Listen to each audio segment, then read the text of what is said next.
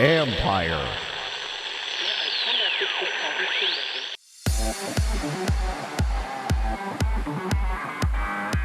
A solution for turning a blacktop into a multi-sport surface. They diamond cut the asphalt and excavate a little trench and then slide the goal system into place and level it and then backfill it with the dirt they dug out and then put a little bit of bluestone in there for any water that seeps through the bottom of it.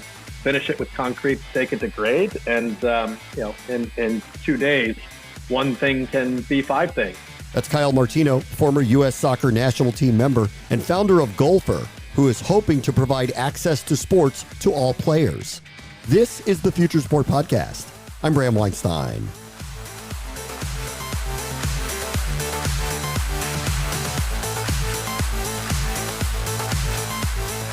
The technology behind Goalpher is interesting, but for me, the conversation about the mission that Kyle Martino has with this product is worth the listen. In a time where cost to accessible high-level youth sports is rising and building a participation barrier, Martino is hoping this is the first of many solutions.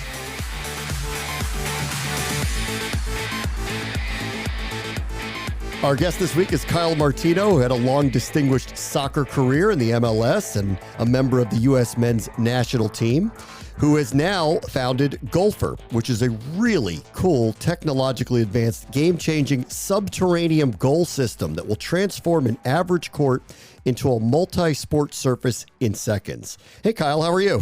I'm good. What's happening? All right, where did this come from? Actually, you know what?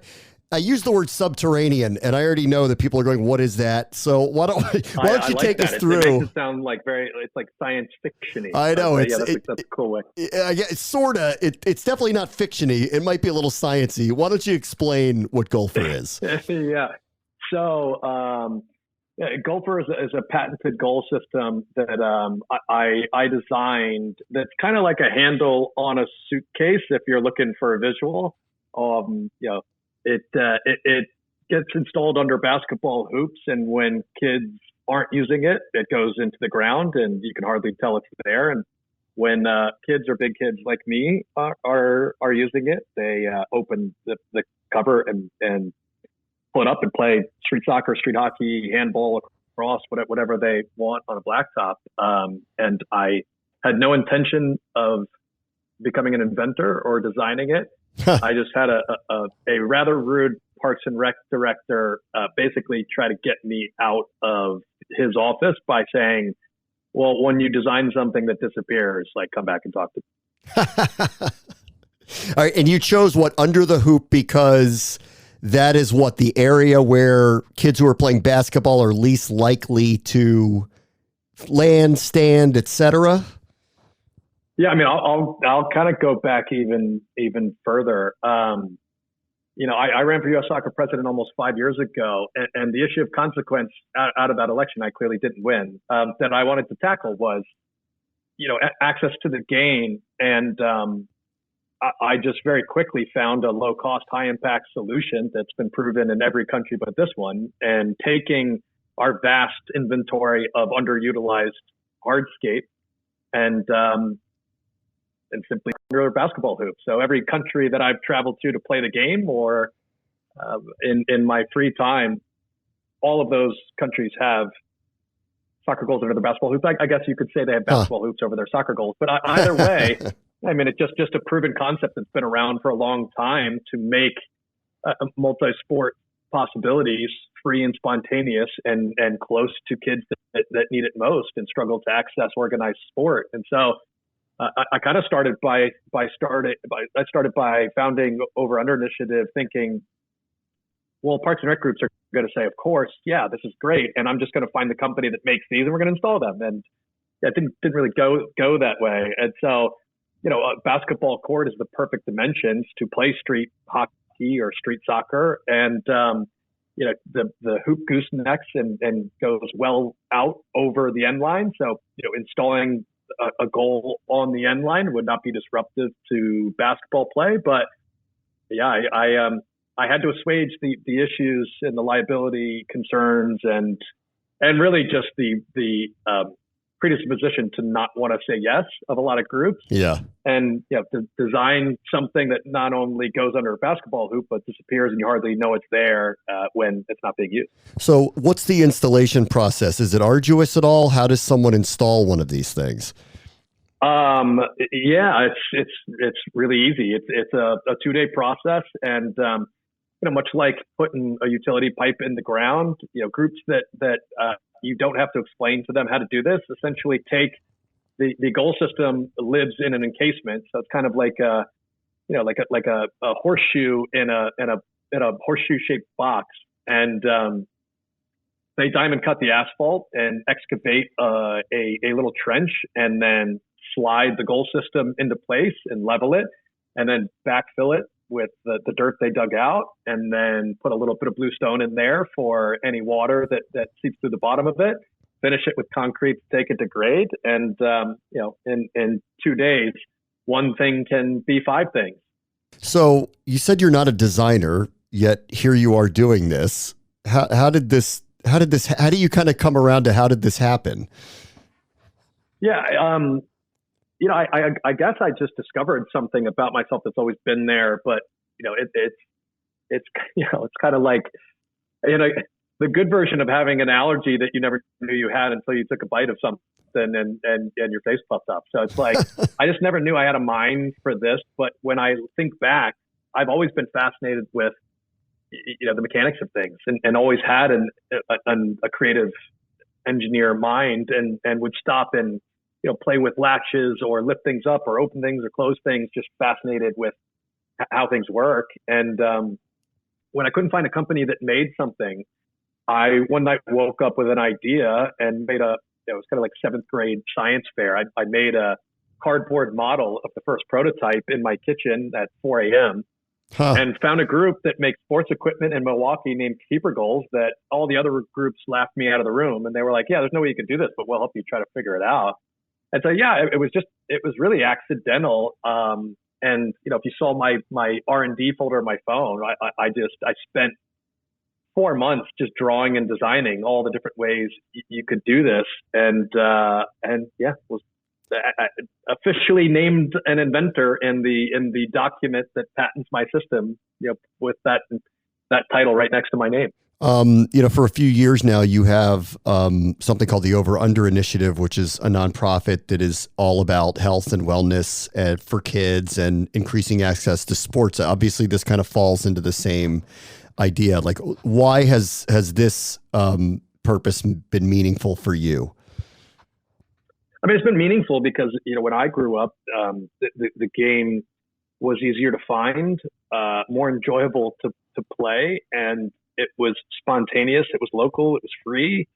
And, that's how I fell in love with and became good at playing soccer. And like my story is really the typical story of almost every soccer player in the world until our country decided to package the most inclusive blue collar sport on the planet, the greatest health and wellness instrument on the planet, as a organized, expensive thing to do that had to be done on big fields with a lot of equipment and a lot of personnel in order to facilitate that. And so, it's meaningful to me because I know how powerful this game can be and has changed my life in so many ways. And the idea that it's become a privilege of those that can afford it and not the right of every kid, to have any impact on reversing that trend and inviting kids that need sport into this incredible game through something I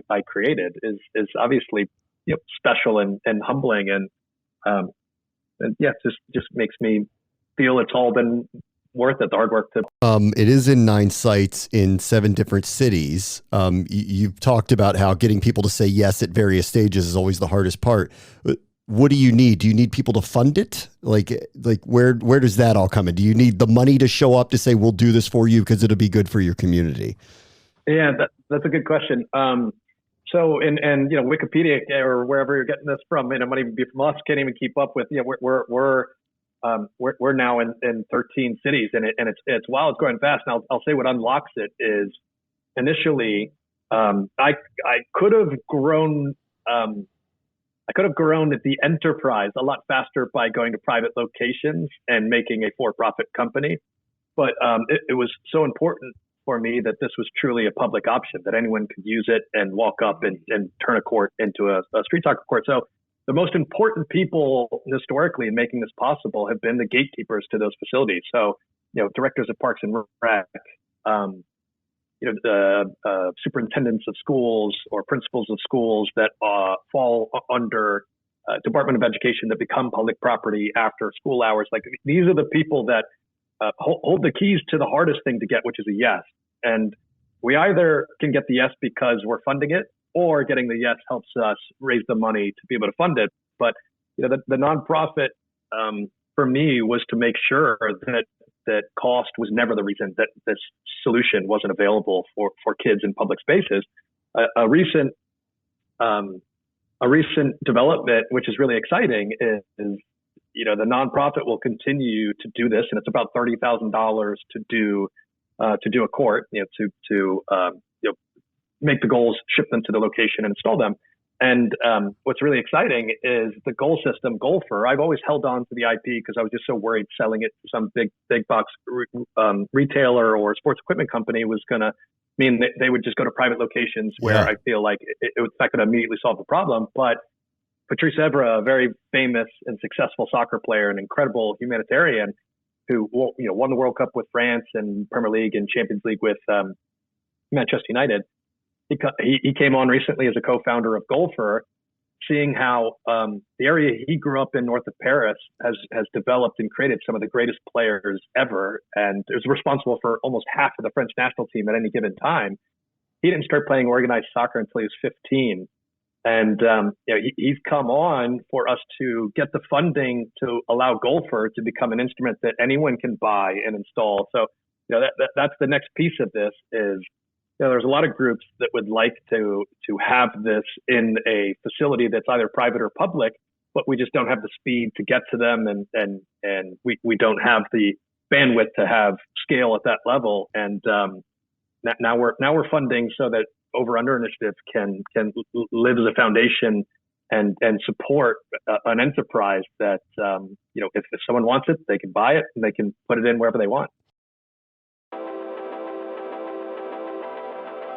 I mean, I know it's not part of the mission, but I was listening to you and I'm sitting there going, how many people, and this goes back to privilege, have come to you and said, I want one of these in my backyard? And I mean, a lot of people, and listen, I think if you're going to compare it to a piece of technology on the sports side, from an equipment standpoint, that's been innovative. Like the last version of anything like this was the retractable hoop, right? And all of a sudden, everyone had this basketball hoop in their yard they could dunk on and lift up for the adults and pull down for the kids.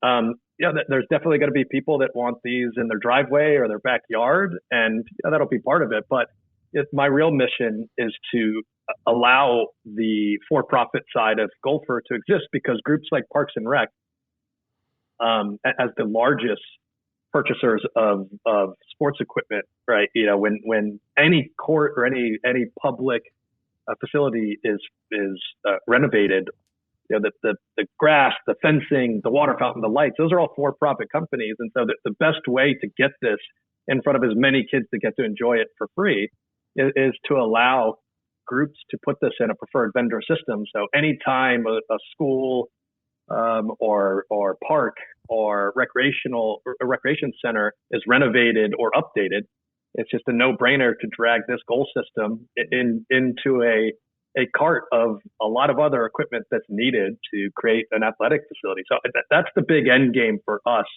where we truly feel that the paradigm will shift, and it will be strange for a blacktop not to have something that turns it into 5 athletic facilities rather than just one.